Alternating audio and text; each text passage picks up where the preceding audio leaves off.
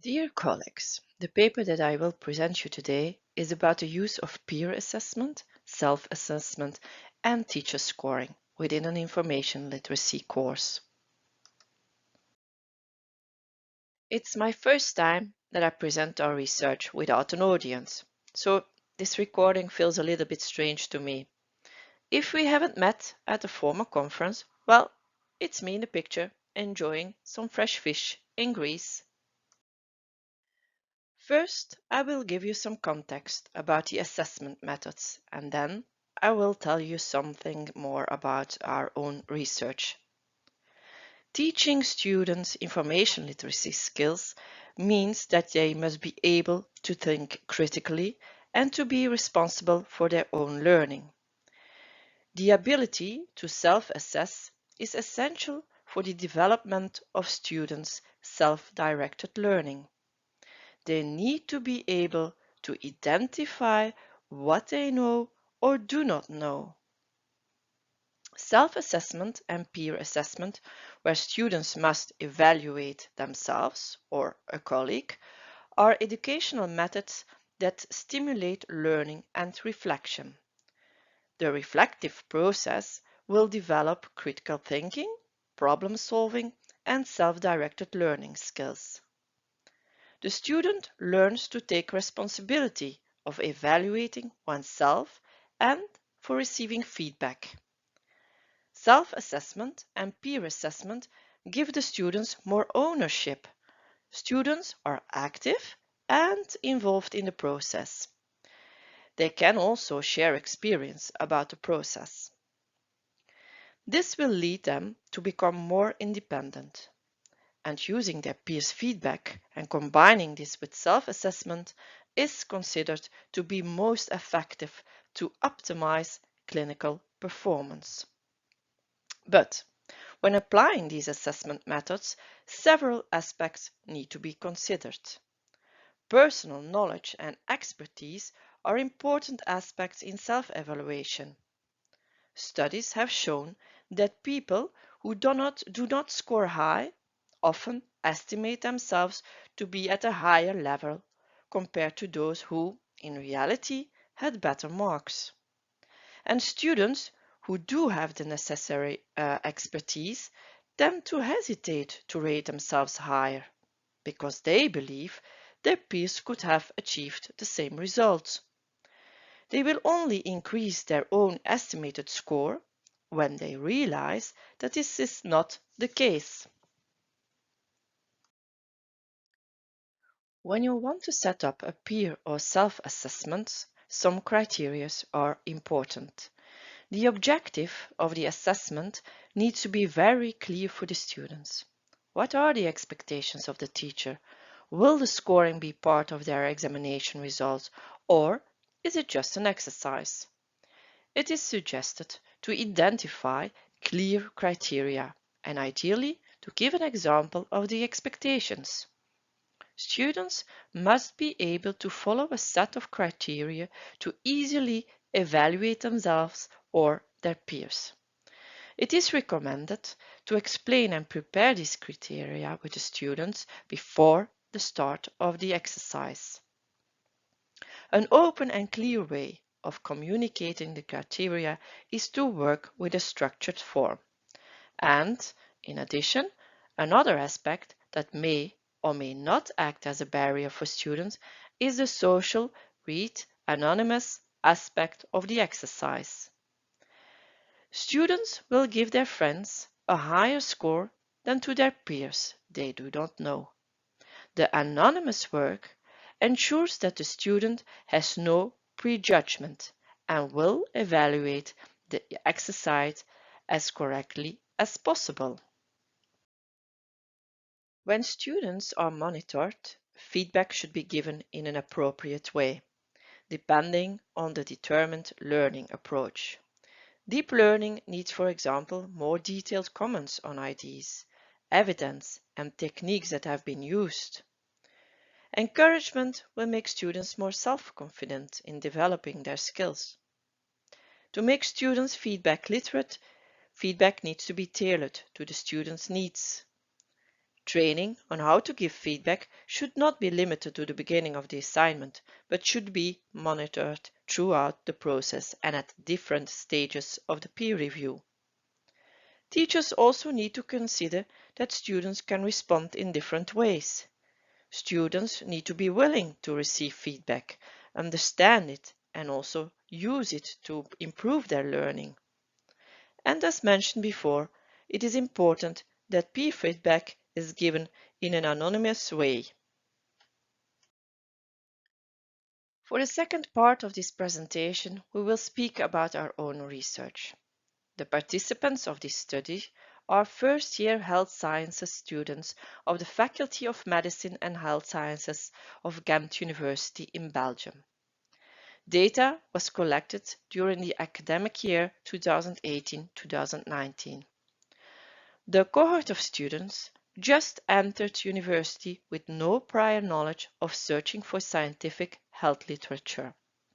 They were all attending the same mandatory information literacy course in the first semester of the academic year.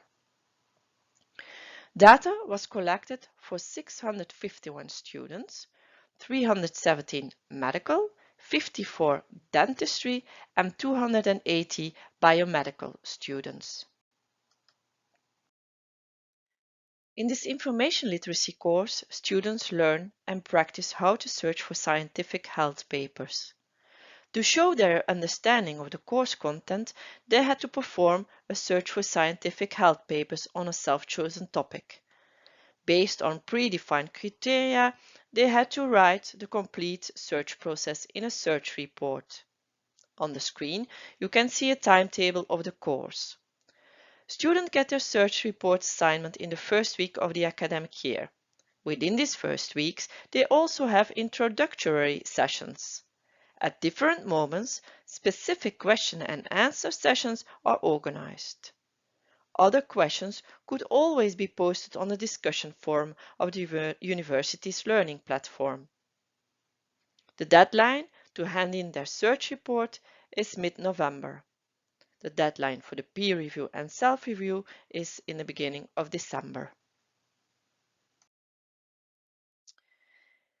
Data was collected for 651 students. To make the search report, students could work in groups of 2 or 3 students. Therefore, scores were available for 321 search reports, 153 for medicine, 25 for dentistry, and 143 for biomedical sciences. Every student conducted a self-review and 2 peer reviews of randomly assigned search reports.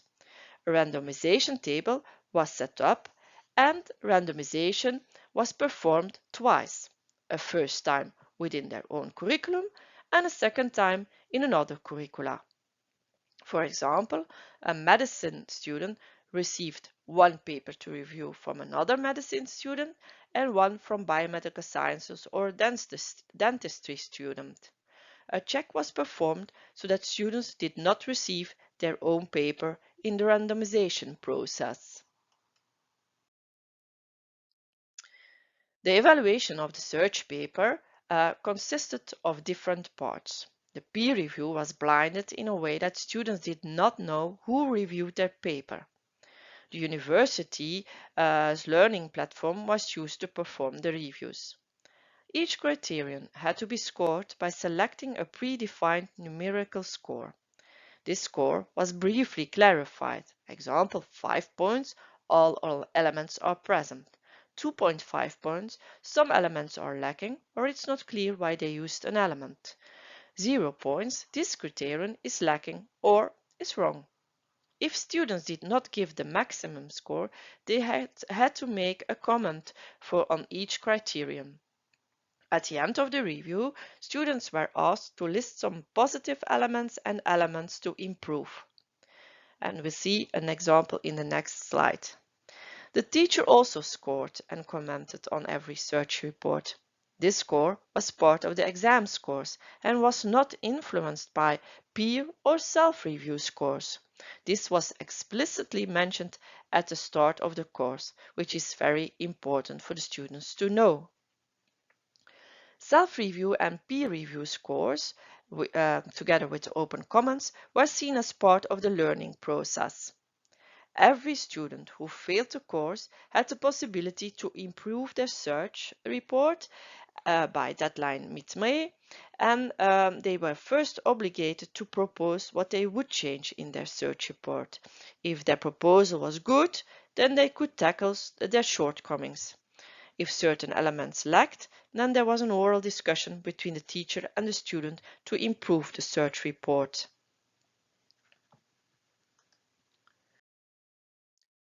In this slide, you can see a part of a structured form with predefined rating criteria for PubMed.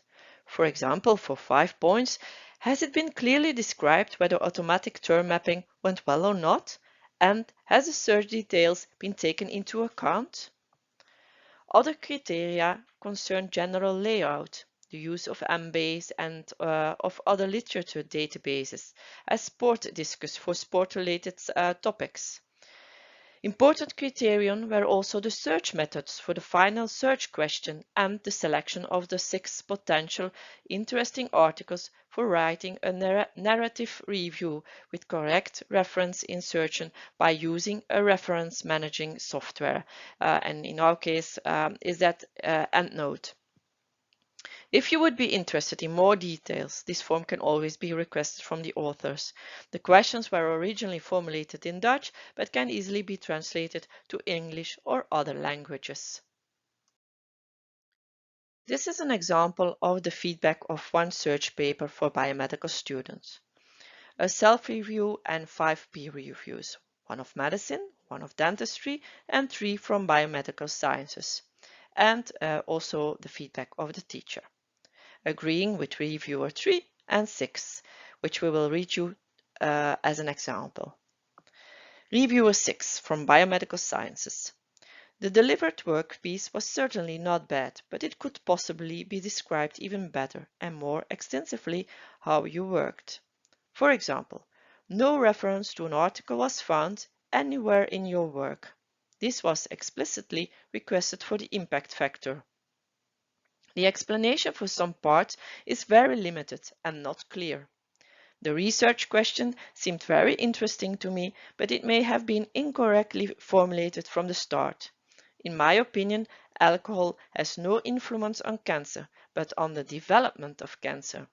The report looks nice and clear. It was scientifically written and the text reads smoothly.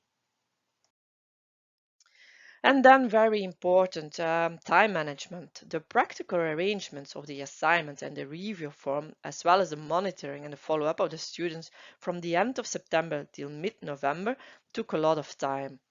Using these assessment tools to gain time is unthinkable. Time is necessary to guide students in a proper way. After submission, the teacher had to evaluate 1,264 peer reviews, 625 self-reviews, and 321 search reports, which has a real impact on the teacher's time management. The evaluation consists of scoring, processing feedback, and the follow-up of 651 students. It was so time-consuming for my colleague Heidi, but every time she says it is worth it, and also the students are giving the same feedback. When we look at the results, we see that self-review scores were significantly higher than peer review scores, and that the teacher gave lower scores. Therefore, self-evaluation scores should be avoided as an evaluation tool. Although peer evaluation scores are lower than self-review scores, this study still finds a fair difference between those scores and the teacher scores. And we found it utmost important to have a teacher as a third evaluator to guarantee a neutral evaluation. Research from others presented similar but also very different results. We should also take into account that the way students evaluate themselves can be influenced. Low achieving students often need more guidance from the teacher as they do not always have the skills to accurately assess themselves and to point out their own weaknesses. But also the highly competent students show a systematic bias when evaluating themselves as they presume their peers must have performed in the same way. This study confirms these results, especially for highly competent medical students. These students found it rather difficult to give themselves high scores. Overall, peer scores were more similar to teacher scores compared to self-review scores. Within this cohort, the group of biomedical students did not have the necessary skills to evaluate themselves or even their peers. Within the group of medical students, differences occurred depending on their own capacity. We think future research should look at the scoring in more detail. How do low achieving students score good search reports, and do they really learn from it? Is a high achieving student stricter in scoring other research reports? And what is the impact of the different curricula? To conclude, this study demonstrates the importance of the teacher score and feedback. The teacher needs to monitor the process and provide feedback in a consistent and systematic way, making sure that students learn from the process. Students in this study were positive about this method, although they indicated that it was quite time-consuming. Activating self-directed learning through self-assessment and peer assessment for large groups of students needs the teacher's good organization skills and time management. Students will clearly reflect on their own matters, those of their peers, but also on the way they grade and write constructive criticism. The knowledge and skills they acquire form a sound basis for their future self-directed learning process and professional lives in healthcare.